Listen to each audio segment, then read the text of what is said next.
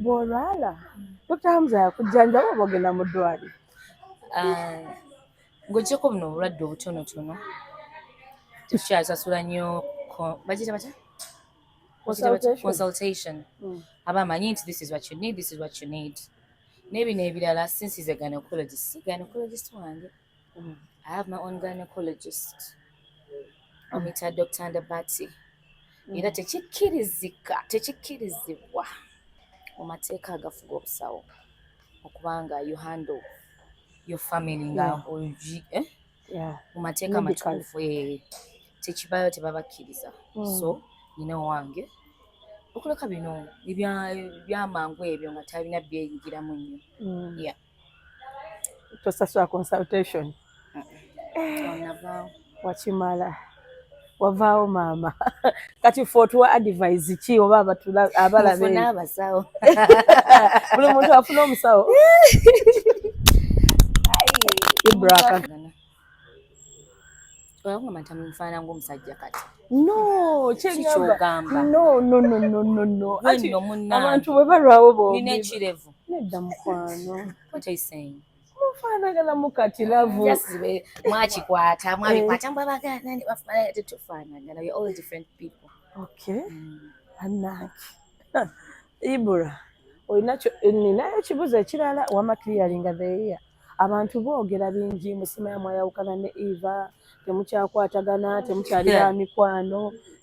Interview ewedde tosobola kunziza mu mboozi zitezizimba. What is that? Okay. Tulaba nti ojja ku stage vibe yeeyongera. Atugambe nti wandisanze bafanyiza okwongerayo concert nga batafudde eyo. Now. Ngateri bulangu. Omwezi ogujja, are you kidding me? No, I will, inshallah. Nzengendera kuntegeka za Mukama. When the time is right, it will be right. Concert ejja kujja era nja kubambagamba. When the time is right, it feels right. Ekyokujja ku stage vibe neeyongera. Nkyebaliza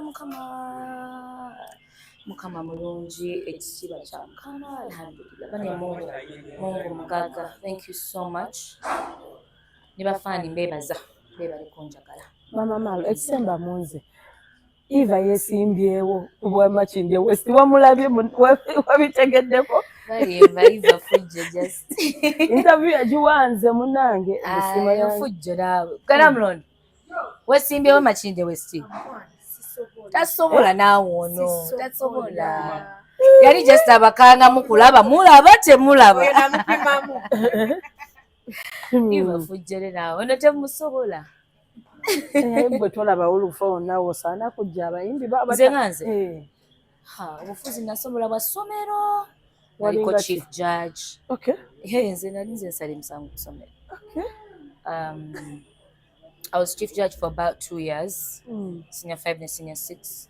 Senior 2 as the entertainment prefect. Naliko kyawe kirala. Sijjukira. I think that's it. Naye nga sibisobola ebyo kati nali kuyimba. Okay.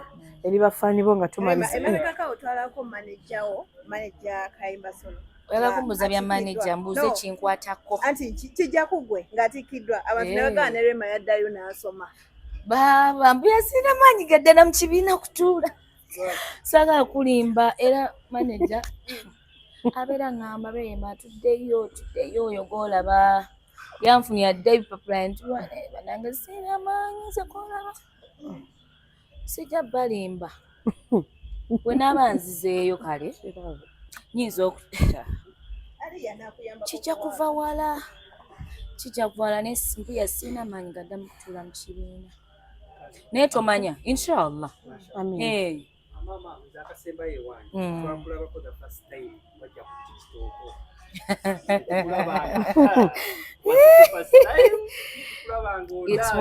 It was, and man, yanyumira that time when I went on. Naye nalabya ddala nti bannange mwe tubeera ng'eyo nga tuli bafala nga tetumanyi. Nga ndi kuli nga buli kimu kinewunyisa, nga buli kimu sikitegeera, but I think namanya nti at a certain age mulimu ebintu bye tulina okutryinga so hard to cope up with. Okay. So ebimu ku byo is TikTok, kubeera okuba inagenda yo sitangayo ku live. ate nga bana bagenda live almost every day. Yeah. So ndowooza myaka gyejo naye I'll try nja kugezaako cause ama kati ba TikTok abitegeera asobola okunyambako here and there naye nga mu byonna kiki ekyakisinga okuchallenginga ng'ogizzeeko?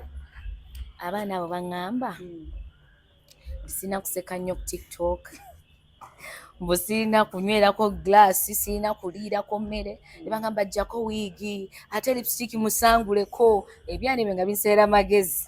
Birabe bwe nfaanana mu factory setting, buli kimu ajjako kino ajjako kiri. But it was fun.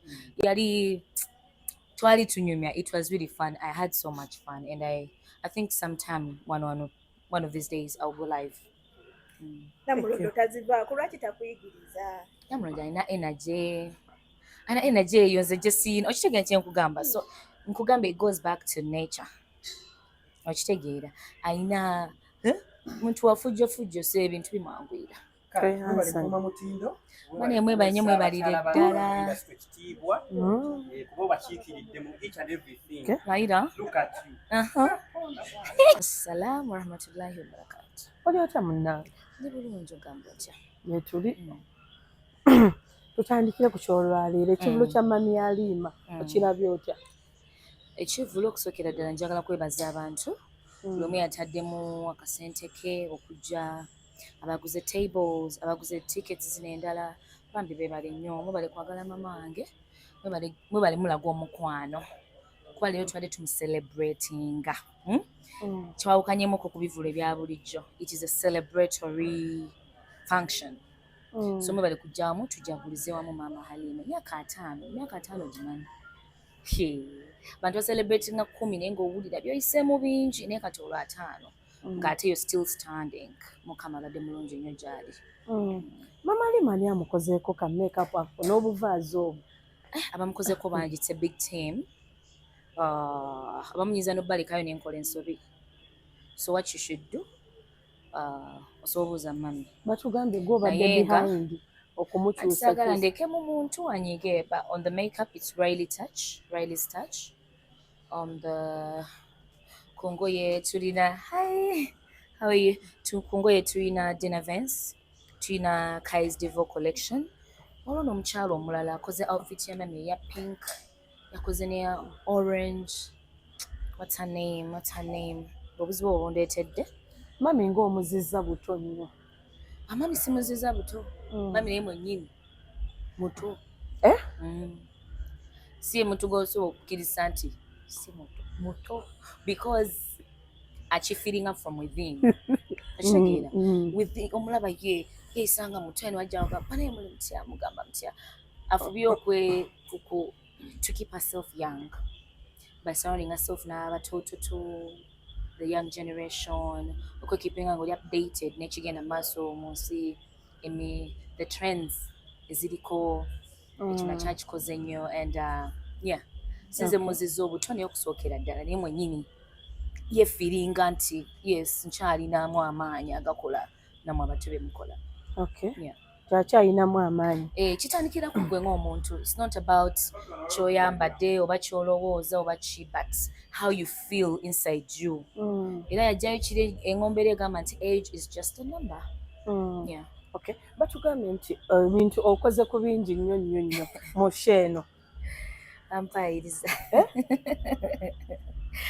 Bampayiriza. No, thing is mama wange oyinza okumbuuza olugava atya mama wo, but mama wange ow'oku nsi and mba nina okubeera kinkakatako to be on board, nemanya kyekigenda mu maaso, netutegeka kino kyensobodde okukola n'ekikola, oba kyesisobodde nenfuna omulala akikola. Naye nga ttiimu ebadde nene, Rich okay, Evelyn Namulondo abaddeko ku team, waliwo chairman Allen abaddeko, Dana Nabatanzi abaddeko, team abadde really nene, my big bro MD, all the way from US America. Mwamulabye?